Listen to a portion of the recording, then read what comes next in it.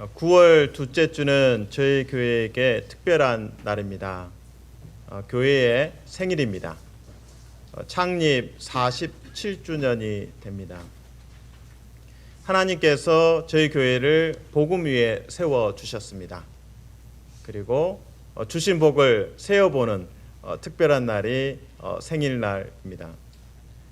교회의 미래를 바라보면서 주님께서 시작하셨고 주님께서 성장시키시고 또 주님께서 복음 위에 계속 우리 교회를 세워 가실 줄로 믿습니다. 오늘 사도행전 2장을 통해서 교회의 미래를 또 교회가 가야 할 길을 같이 발견하고 또 순종하면 좋겠습니다. 세 가지 메시지로 말씀을 전하고자 합니다. 첫 번째, 주님께서 복음으로 교회를 세우십니다. 사도행전 2장에 보시면 오순절 날입니다. 성령 강림이 있습니다. 제자들이 방언을 말하기 시작합니다. 베드로가 일어났습니다. 설교를 합니다. 그 설교를 듣고 3,000명의 회심이 있습니다. 그들이 더하여졌습니다.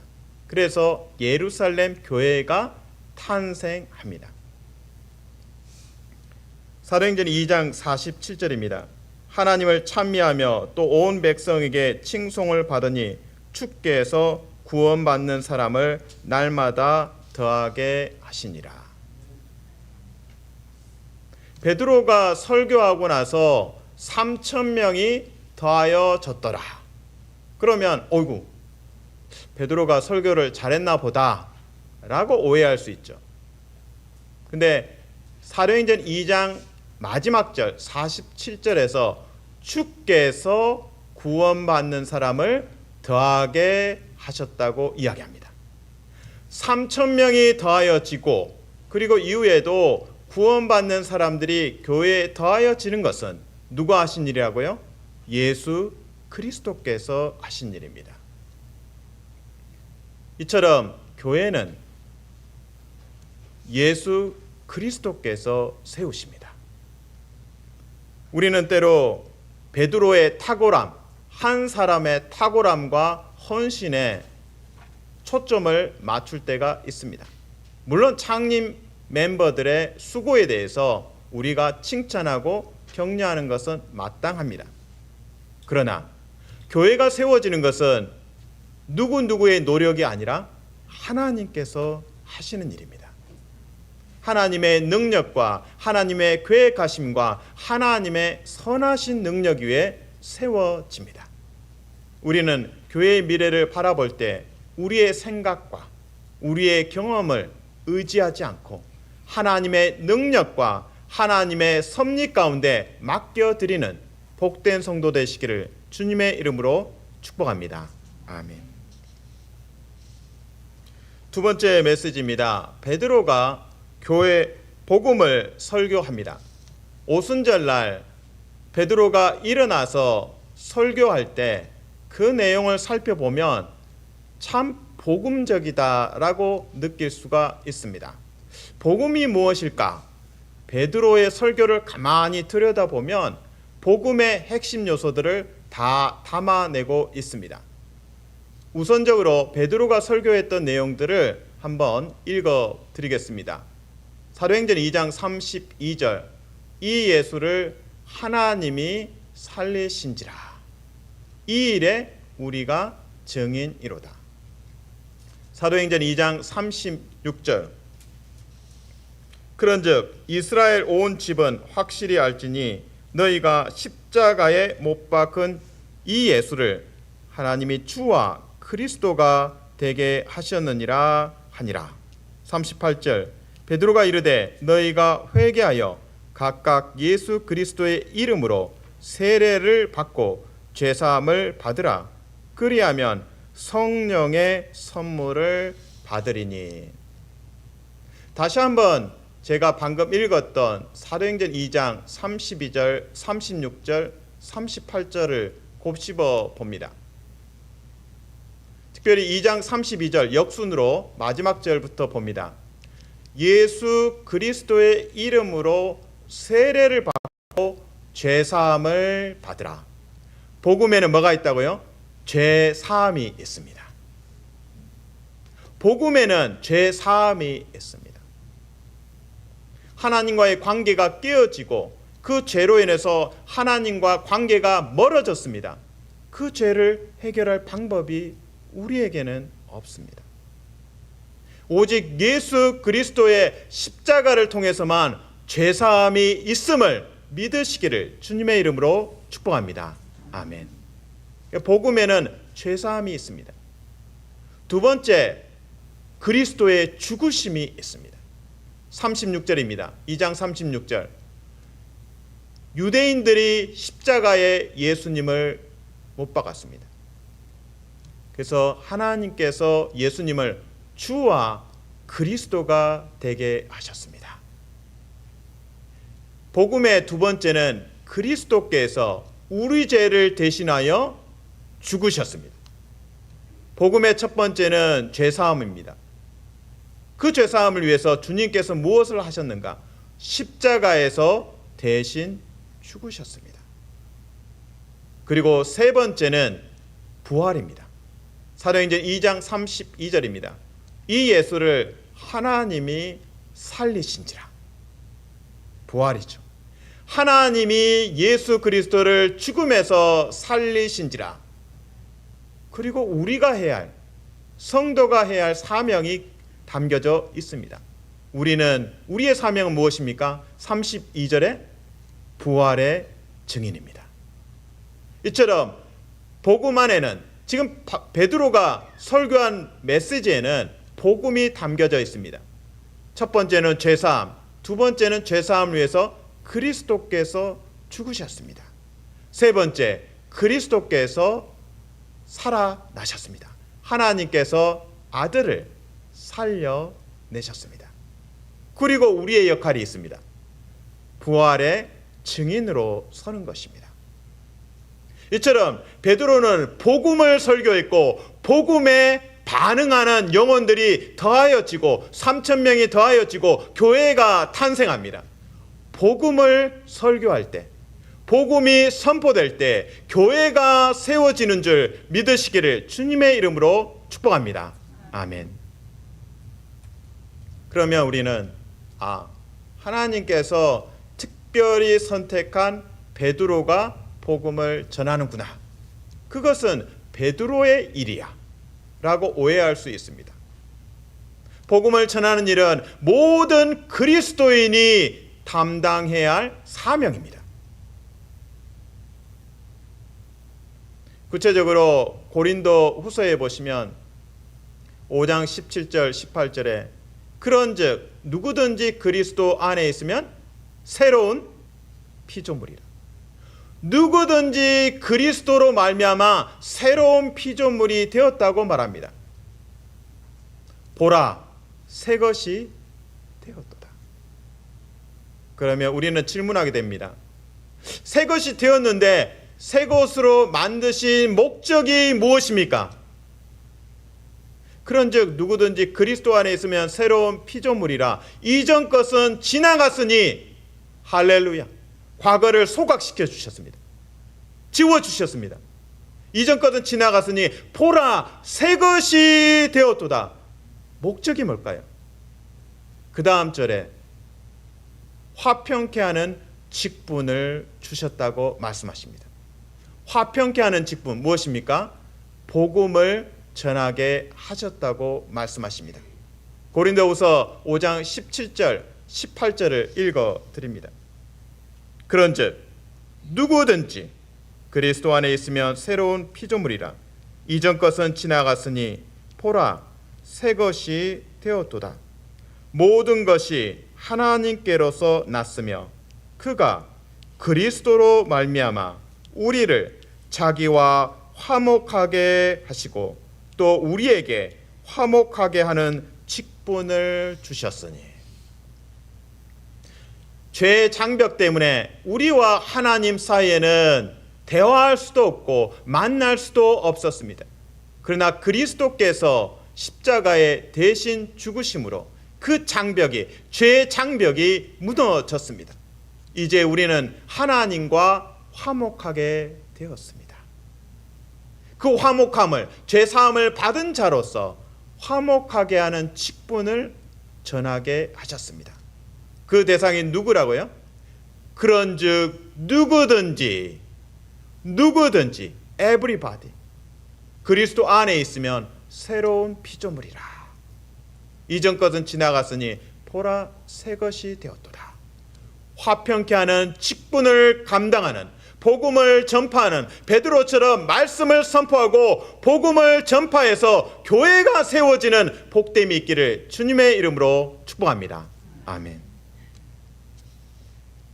특히 바울은 고린도후서 5장 19절에서 자신과 함께 복음을 위해 수고하는 동역자를 이렇게 소개합니다. 우리는 그리스도를 대신하여 사신이 되었다. 오늘날로 바꿔 말하면 앰베서더, 대사입니다. 하나님 나라의 대사라고 성도를 정의합니다. 대사는 한 나라를 대표합니다. 그의 언행은 달라야 합니다. 외교관으로서의 품격이 있어야 합니다. 그리스도인은 하나님 나라를 대표하는 대사입니다. 우리의 눈빛과 우리의 마음과 우리의 눈빛, 우리의 언행이 복음을 흘러보내기를 주님의 이름으로 축복합니다. 아멘. 세 번째 말씀입니다. 주님께서 복음 위에 교회를 세우십니다. 사도행전 2장을 살펴보았습니다. 오순절 날에 예루살렘 교회가 태어났습니다. 성령 강림이 있었고 방언이 있었고 베드로가 일어나서 복음을 설교했습니다. 그리스도의 죄사함과 십자가와 부활을 베드로가 설교했습니다. 우리는 시간을 거슬러서 과거로 거슬러 올라가면 마태복음 16장에서 베드로의 신앙 고백을 만나게 됩니다. 예수님께서 제자들에게 질문하셨습니다. 사람들이 나를 누구라고 부르더냐? 제자들이 이런저런 대답을 합니다. 그리고 예수님께서 전곡을 찌르면서 제자들에게 말씀합니다. 다른 사람들이 나를 말하는데 너희는, 제자된 너희는 나를 누구라 하느냐? 그때 베드로가 제자의 대표로서, 제자들의 대표로서 답변합니다. 주는 그리스도시요 살아계신 하나님의 아들이십니다.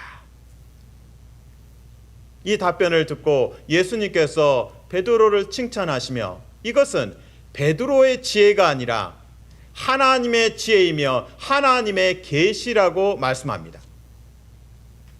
그러므로 복음은 우리에게서 나오는 것이 아니라 하나님으로부터 선물로 주어진 것입니다. 그리고 이어서 마태복음 16장 18절에 말씀하십니다. 너의 이름은 이제부터 베드로다. 계명이 일어납니다. 이름을 바꾸어 주십니다. 그리고 이 반석 위에, 베드로의 뜻은 반석입니다. 큰 바위라는 뜻입니다. 이 반석 위에, 베드로 위에, 베드로의 고백 위에 교회를 세우겠다고 말씀하십니다. 자, 그러면 사도행전 2장에 베드로가 전했던 복음을 기억합니다. 마태복음 16장을 연결해 보면 이 반석 위에 교회를 세우리라. 보통 천주교에서는, 캐톨릭 교회에서는 말 그대로 베드로 위에 교회를 세우리라. 그래서 교황의 권위를 세우기 위해서 그러한 해석을 캐톨릭 교회에서는 내놓고 있습니다. 베드로 위에 교회를 세운다. 그래서 베드로가 첫 번째 교황으로서 그 권위가 있다라고 해석합니다.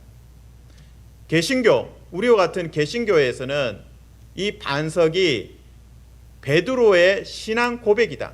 주는 그리스도시요 살아계신 하나님의 아들이십니다. 이 고백 위에 교회가 세워진다고 해석합니다. 제가 사도행전 2장을 언급한 이유는 베드로의 고백 위에 교회가 세워지지만 더 구체적으로 말씀드리면 복음 위에 교회가 세워집니다. 지금 마태복음 16장 16절에 주는 그리스도시요 살아계신 하나님의 아들이십니다. 이게 천국 복음인 거죠. 베드로가 그냥 얻은 게 아닙니다. 예수님과 동행하면서 3년 동안 깨달았습니다. 세례 요한이 복음을 선포했습니다. 예수님이 선포했습니다. 회개하라, 천국이 가까이 왔느니라. 3년 동안 베드로와 제자들이 들었습니다. 천국이 가까이 왔다? 천국이 뭐지? 예수님이 하나님의 아들이시니까, 아들이 왔으니까 천국이 왔구나. 그리고 예수님의 말씀을 가만히 고려해 보니까 구약과 연결되면서 구약 말씀의 성취자로 오셨구나. 구약에서 오신다는 분이 있던데 그분이 바로 메시아지, 그리스도지. 그리스도가 구세주로 이 땅에 오신다고 구약에 말씀하셨어. 예수님이 메시아고 그리스도시구나 라고 베드로가 깨달아 온 겁니다. 그래서 하나님께서 계시하셔서 툭 튀어나온 거죠. 주는 그리스도시요 살아계신 하나님의 아들이십니다. 이것이 고백이고 이것이 복음입니다. 예수님이 복음입니다. 살아계신 하나님의 아들이라는 이 고백이 복음이 되어서 사도행전 2장에서 복음이 선포될 때에 듣는 영혼들이 떨리며 회개하며 3,000명이 회심하며 교회에 더하여지는 역사가 일어납니다. 오늘 우리는 대한민국의 교회를 염려하며 또 미국의 교회를 염려하며 여러 나라들의 교회의 미래를 염려합니다. 위축되고 있기 때문이죠. 코로나 위기를 경험하면서 성도들이 집에 있다가 온라인으로 예배하다가 돌아오는 회복의 속도가 너무 더딥니다. 사실상 회복되는 것이 불가능한 것처럼 보여집니다. 이때 우리는 교회의 미래를 어떻게 내다볼 수 있겠습니까? 예수님께서 교회를 세우십니다. 무엇으로 세우실까요? 복음으로 세우십니다. 다시금 이제 우리가 코로나 이후를 바라보면서 복음에 다시 집중하며 복음을 통해서 교회가 세워지는 복됨이 있기를 주님의 이름으로 축복합니다. 아멘. 그리스도에 대한 해석이 조금 필요합니다. 그리스도는 기름 부으심을 받은 자라는 의미입니다. 기름 부으심을 받았다. 아람어로는 메시아라고 합니다. 그래서 그리스도, 메시아, 기름 부으심을 받은 자가 다 같은 말입니다. 구약에서 기름 부으심을 받은 자는 누구일까요? 특별한 사람들이 세워질 때 머리에 기름을 부었습니다. 마치 대관식처럼 왕으로 세울 때 왕관을 씌우는 것처럼 그것이 바로 기름을 붓는 것입니다. 기름을 부어서 왕을 세웠습니다. 기름을 부어서 제사장을 삼았습니다. 기름을 부어서 선지자를 세웠습니다. 또한 이 기름을 붓는다는 것은 성령 강림을 이야기합니다. 기름을 붓는다는 것은 하나님의 영이 부어짐을 이야기합니다. 그래서 기름을 붓다와 성령 충만하고 성령의 기름 부으심이 있다는 것은 같은 말입니다. 성령의 강림이 있고 성령의 충만함이 경험된 사람들은 하나님께서 구별하여 세우셨다는 의미가 됩니다. 특별한 목적을 위해서, 복음을 위해서 기름을 부으시고 성령을 부으셨다고 말씀하십니다. 그러므로 예수 그리스도 안에서 우리는 하나님의 사명을 발견합니다. 영혼들을 구원하시기 위해서 예수 그리스도를 이 땅에 보내셨습니다. 그리고 오늘도 우리는 사도행전 2장처럼 성령의 강림을 경험하며 하나님의 기름 부으심을 경험하며 베드로뿐만 아니라 온 제자들이 하나님 앞에서 기름 부으심을 경험하며 성별되고 메신저로, 복음의 메신저로 세우심을 입습니다. 우리는 예수 그리스도를 주로 고백할 때 성령의 도우심이 없이는 고백할 수가 없습니다. 그러므로 예수 그리스도를 고백하는 그 순간 주는 그리스도시요 살아계신 하나님의 아들이십니다. 그 고백의 순간 우리에게는 성령의 기름 부으심이 있습니다. 그래서 우리는 왕처럼, 제사장처럼, 선지자처럼 쓰임을 받을 수 있습니다. 그러나 우리는 때로 모세처럼 저는 혀가 더디고 말을 잘 못합니다 라고 말할 때가 있습니다. 하나님께서 모세의 형 아론을 붙여주셔서 그 사역을, 메신저의 사명을 감당케 하십니다. 베드로에게도 결격 사유는 있습니다. 실수도 있었습니다. 앞장서다 보니까 자주 사람들을 실족하게 하는 사례도 있습니다. 주님께서 내가 십자가에 죽을 것이다. 그리고 다시 부활할 것이다. 베드로가 예수님을 꾸짖으며 말합니다. 그러면 안 됩니다. 그러면 안 됩니다, 예수님. 그러자 예수님이 뭐라고 말씀하십니까? 사탄아, 뒤로 물러가라. 참 베드로에게는 부끄러운 일이었습니다. 그리고 예수님이 체포되었을 때 베드로는 예수님을 3번이나 부인했습니다. 결격 사유가 있습니다. 그럼에도 불구하고 부활하신 주님께서 베드로를 만나시고 너가 이 사람들보다 나를 더 사랑하느냐? 내 양을 먹이라. 내 양을 먹이라. 내 양을 먹이라 말씀하십니다. 그래서 베드로에게 복음을 다시 심어 주십니다. 교회는 복음으로 세워집니다. 누가 세웁니까? 하나님께서 세워 주십니다. 우리의 역할은 복음을 믿는 것입니다. 느헤미야서 고백처럼 여호와를 기뻐하는 것이 우리의 힘이니라. 여호와를 기뻐하는 것이 우리의 힘이니라. 왜 그렇습니까? 영어로 이야기한다면 appreciation. 하나님이 어떤 분이신지 알고 기뻐하는 자가 힘을 얻습니다. 하나님의 전능함을 알기 때문에 여호와를 기뻐하면 우리에게 힘이 부어집니다. 사랑하는 성도들은 축복합니다.